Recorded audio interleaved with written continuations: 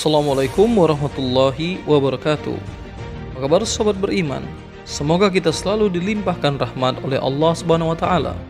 Pada kesempatan kali ini Ragam Islam Channel akan membawakan kisah seorang raja yang menikahi ibunya. Namrud bin Kan'an bin Kush bin Ham bin Nuh adalah raja yang amat sombong. Dia raja yang populer di peradaban dunia sekitar tahun 2275 hingga 1943 sebelum Masehi. Negara bekas pemerintahannya kini disebut Irak, sebuah peradaban Mesopotamia kuno. Namrud dikisahkan menikahi ibunya sendiri. Konon sang ibu bernama Semiramis.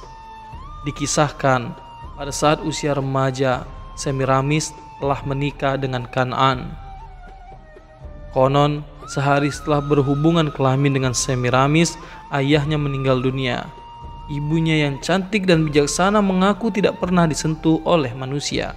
Bahkan, Namrud dianggap anak yang suci. Ini telah menambah keyakinan Namrud bahwa ia adalah anak Tuhan yang lahir dari seorang perawan. Setelah Namrud menginjak usia dewasa, Semiramis sering tampak cemburu ketika gadis-gadis yang mendekati putranya. Hingga pada suatu ketika, dia menikah dengan anak kandungnya sendiri. Menurut Syekh Muhammad bin Ahmad bin Iyas, dalam buku berjudul Kisah Penciptaan dan Tokoh-Tokoh Sepanjang Zaman, mengangkat riwayat berbeda tentang Raja Namrud. Diriwayatkan bahwa Ham mempunyai seorang anak yang bernama Kausi. Kausi memiliki anak yang bernama Kan'an, dan Kan'an memiliki anak yang bernama Namrud. Kan'an adalah orang kuat yang senang berburu. Apabila dia berteriak kepada binatang-binatang buas atau binatang-binatang liar, maka binatang-binatang tersebut berjatuhan karena kerasnya teriakan Kan'an. Dia menikah dengan seorang wanita yang kemudian mengandung Namrud. Ketika masa kehamilannya sudah cukup, wanita tersebut melahirkannya. Bapak anak itu, Kan'an, berkata kepada wanita tersebut, "Anak ini terlahir akan membawa kejelekan. Bunuh saja atau buang saja ke tanah lapang agar dia mati." Mendapati perintah demikian, wanita tersebut membawa Namrud dan melemparkannya ke tanah lapang di antara kumpulan sapi yang sedang merumput. Anehnya, semua sapi menjauhinya, dan setiap kali ada binatang yang melihatnya, binatang itu kabur menjauhinya. Akhirnya, ibunya datang mengambilnya. Sang ibu lalu membawanya dan melemparkannya ke sebuah sungai. Perempuan itu menyangka bayinya itu telah tenggelam.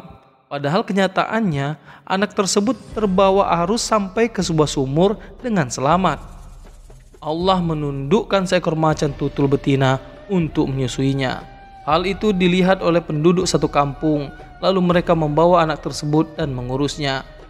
Mereka memberinya nama Namrud. Menginjak usia remaja, Namrud suka mengganggu orang-orang di jalan dan dia bisa menghimpun banyak orang menjadi pengikutnya. Berita ini sampai ke telinga bapaknya, Kan'an. Hanya saja Kan'an tidak tahu bahwa itu anaknya. Maka Kan'an mengumpulkan bala tentaranya pergi untuk menemui Namrud. Ketika Namrud melihat pasukan yang datang kepadanya, dia mengerahkan orang-orang yang ada bersamanya.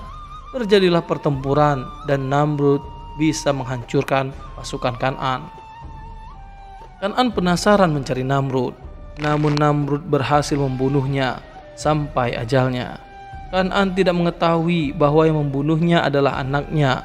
Namrud pun tidak mengetahui bahwa yang dibunuhnya itu adalah ayahnya. Akhirnya, tampuk kerajaan jatuh ke tangan Namrud. Dalam perjalanannya, Namrud amat sombong dan celakanya dia mengakui dirinya Tuhan. Nabi Ibrahim alaihissalam mengajak ke jalan yang benar. Dia menolak dengan sombongnya. Nabi Ibrahim merusak, memenggal leher 72 patung yang dituhankan Namrud dan rakyatnya.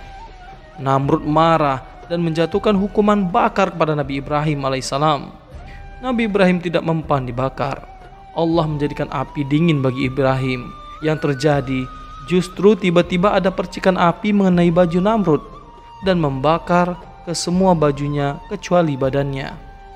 Dia tidak terbakar oleh api agar tahu bahwa api tidak akan membahayakan siapapun kecuali dengan seizin Allah. Tetapi semua itu tidak dijadikan bahan pelajaran oleh Namrud. Pada hari itu banyak sekali orang yang beriman karena mereka melihat mukjizat yang diberikan kepada Nabi Ibrahim tersebut, yaitu tidak terbakar oleh api. Ketika Namrud melihat itu, dia berkata kepada Nabi Ibrahim alaihissalam, "Pergilah engkau dari tanah kami, agar engkau tidak merusak agama kami." Nabi Ibrahim pun meninggalkan tanah kelahirannya, sedangkan Namrud semakin ngaur. Ia tak segan menghukum siapapun yang menolak tunduk terhadap perintahnya. Suatu ketika Allah SWT mengutus seorang malaikat untuk menemui Namrud dan mengajaknya beriman.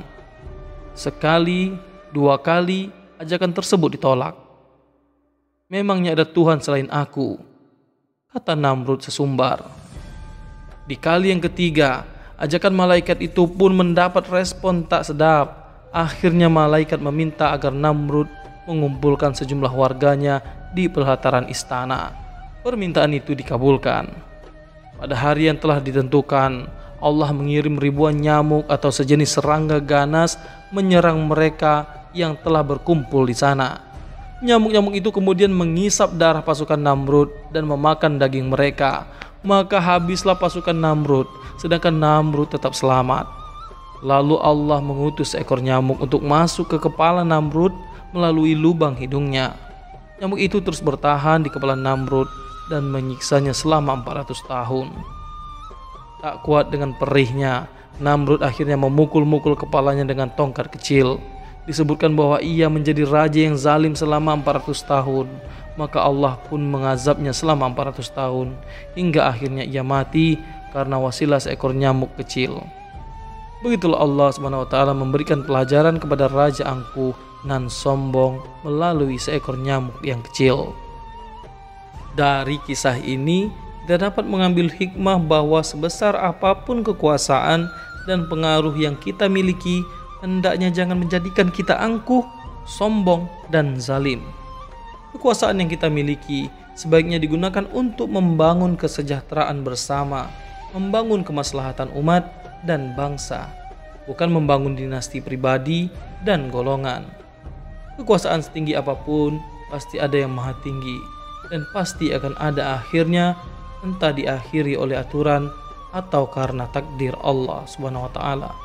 Hendaklah kita menjauhi sikap keras kepala. Kita harus tahu bahwa orang itu adalah ciptaan Allah SWT. Janganlah kita menyiksa atau seenaknya terhadap kaum-kaumnya. Janganlah kita meniru atau mengamalkan sikap yang kejam dan tercela itu. Wallahu a'lam bishawab. Demikian kisah singkat tentang Namrud, seorang raja yang menikahi ibunya, mengaku sebagai Tuhan, dan mati mengenaskan. Assalamualaikum warahmatullahi wabarakatuh.